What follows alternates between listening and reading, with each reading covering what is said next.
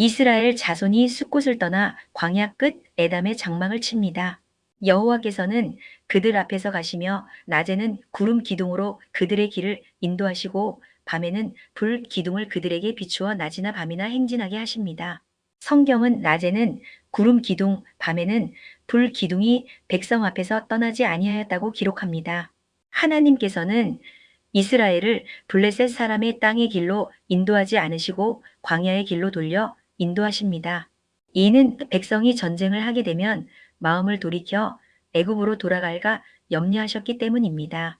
모세는 요셉의 유언대로 그의 유고를 가지고 나옵니다. 바로가 마음을 바꾸어 군대를 이끌고 이스라엘을 뒤쫓습니다. 앞에는 바다가 있고 뒤에는 애굽 군대가 닥치자 백성들은 두려워하며 부르짖습니다. 모세가 바다 위로 손을 내밀자 여호와께서 큰 동풍으로 밤새도록 바닷물을 물러가게 하시니 바다가 갈라져 마른 땅이 됩니다. 이스라엘 자손은 바다 가운데를 육지로 걸어서 건너고 물은 그들의 좌우의 벽이 됩니다. 뒤따라오던 애굽 군대가 바다 가운데로 들어왔을 때 여호와께서 바닷물을 다시 흐르게 하시니 애굽 군대는 한 사람도 남지 않고 잠깁니다. 이스라엘은 여호와께서 행하신 큰 능력을 보고 여호와를 경외하며 모세를 믿게 됩니다. 이야기는 이스라엘의 찬양으로 이어집니다.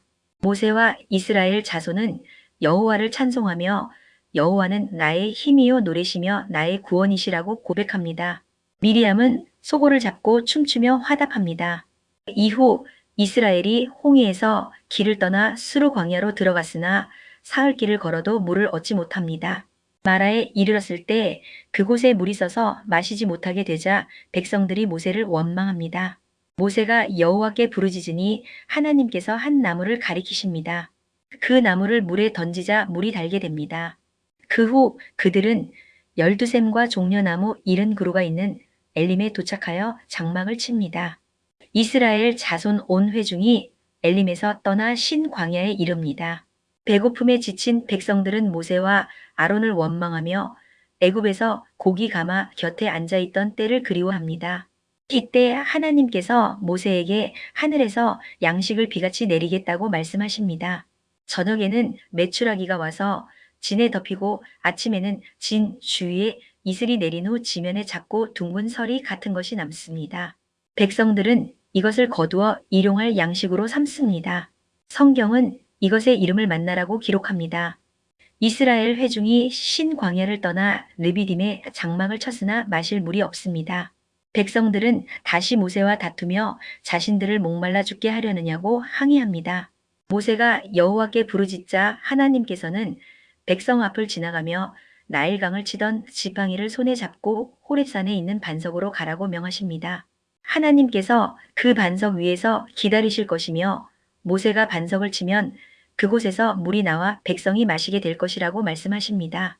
모세는 이스라엘 장로들의 목전에서 그대로 행합니다. 그때에 아말렉이 와서 이스라엘과 르비딤에서 싸웁니다. 모세는 여호수아에게 사람들을 택하여 나가서 싸우라고 지시하고 자신은 하나님의 지팡이를 손에 잡고 산 꼭대기에 서겠다고 말합니다.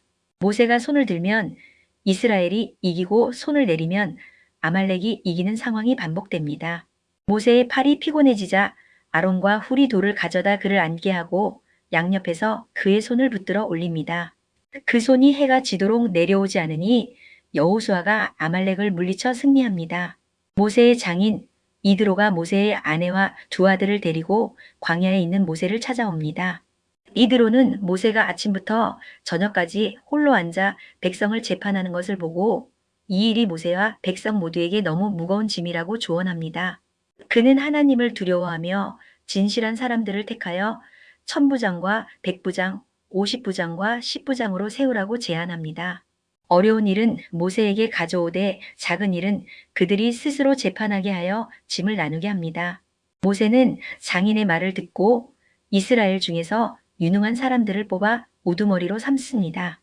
이스라엘 자손이 애굽 땅을 떠난 지 3개월이 되던 날 시내 광야에 도착합니다. 그들이 산 앞에 장막을 쳤을 때 하나님께서 모세를 산으로 부르십니다. 하나님께서는 너희가 내 말을 잘 듣고 내 언약을 지키면 너희는 모든 민족 중에서 내 소유가 되겠고 제사장 나라가 되며 거룩한 백성이 되리라고 말씀하십니다. 백성들이 일제히 응답하여 여호와께서 명령하신 대로 행하겠다고 고합니다.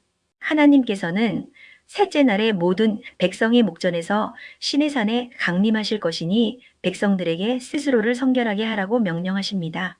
셋째 날 아침에 우레소리와 번개와 빽빽한 구름이 산 위에 있고 나팔 소리가 매우 크게 들립니다. 온 백성이 진중에서 떱니다.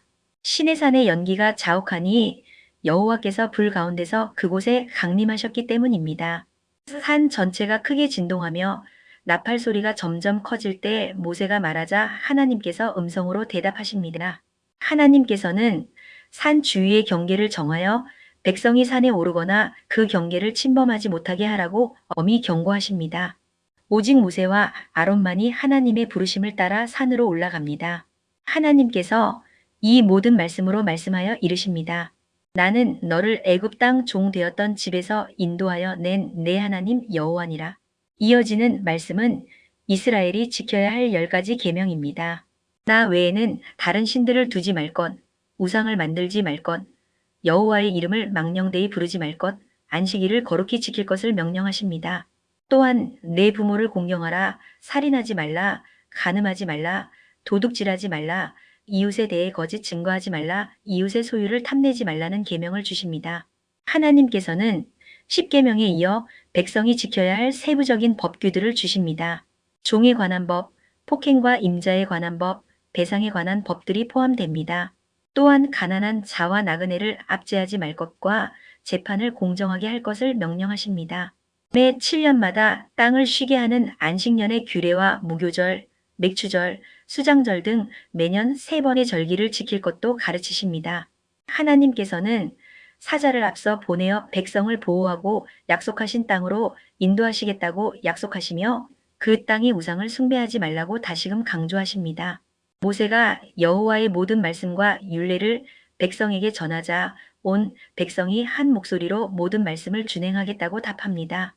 모세는 제단을 쌓고 12기둥을 세운 뒤 번제와 화목제를 드립니다. 모세가 피를 가져다 바는 제단에 뿌리고 언약서를 읽어 백성에게 들려준 뒤 남은 피를 백성에게 뿌리며 이것이 여호와께서 세우신 언약의 피라고 선포합니다. 이후 모세와 아론, 나답과 아비후 그리고 이스라엘 장로 70인이 산에 올라 하나님을 뵙고 그 앞에서 먹고 마십니다. 그들의 발 아래에는 청옥을 편듯하고 하늘같이 청명한 바닥이 있었다고 성경은 기록합니다. 여호와께서 모세에게 산에 올라와 거기 있으라고 말씀하십니다. 백성을 가르치기 위해 친히 기록하신 돌판과 율법과 계명을 주겠다고 하십니다. 모세는 여호수아와 함께 일어나 산으로 향하며 장로들에게는 자신들이 돌아올 때까지 기다리라고 당부합니다. 모세가 산에 오르자 구름이 산을 가립니다. 여호와의 영광이 시내산 위에 머무르고 구름이 엿새 동안 산을 가립니다. 7째 날에 하나님께서 구름 가운데서 모세를 부르십니다. 이스라엘 자손의 눈에 여호와의 영광이 산 위에서 맹렬한 불같이 보입니다. 모세는 구름 속으로 들어가서 40일 40야를 산에 머뭅니다.